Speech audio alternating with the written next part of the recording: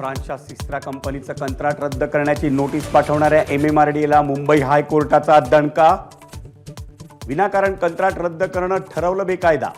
सिस्त्राचं ऐकून घेऊन योग्य निर्णय घेण्याचा MMRDAला आदेश।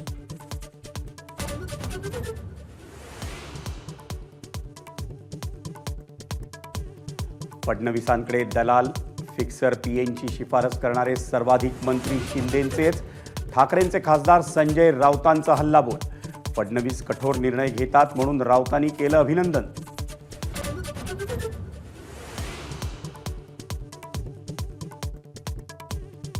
ठाकरेंच्या शिवसेनेच्या नेते आणि उपनेत्यांची शिवसेना भवनात बैठक। राज्यभर दौरा करण्याचा निर्णय। उपनेत्यांना विधानसभा आणि लोकसभा न्याय जबाबदाऱ्या देण्यात येणार।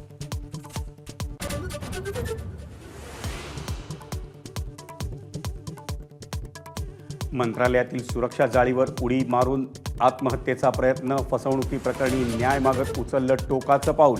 आंदोलक पोलिसांच्या ताब्यात।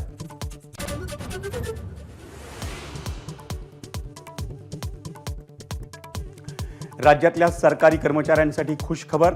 महागाई भत्ता 50% 53%। 1 जुलै 2024 पासून निर्णय लागू।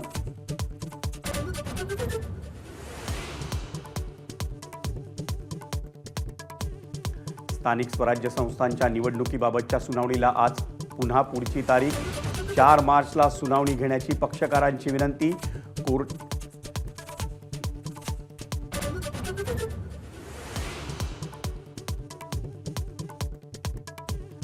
राज्यात उन्हाच्या झळा। मुंबईचं तापमान 38 अंशावर तर रत्नागिरीतही तापमान 37 अंशांवर।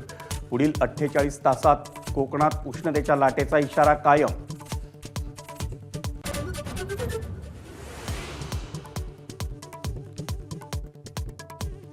2026 पासून 10वीची बोर्डाची परीक्षा 2 टप्प्यात होणार। CBSE बोर्डाचा महत्त्वाचा निर्णय।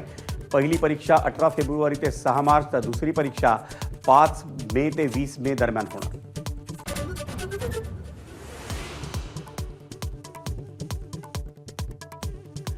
आर्थिक निर्बंध लागलेल्या न्यू इंडिया कोऑपरेटिव्ह बँकेचं थकीत कर्ज भाजपमुळे राईट ऑफ असा प्रश्न।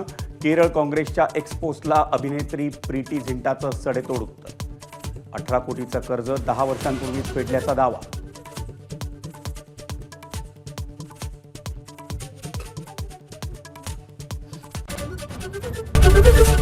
ABP माझा, उघडा डोळे बघा नीट।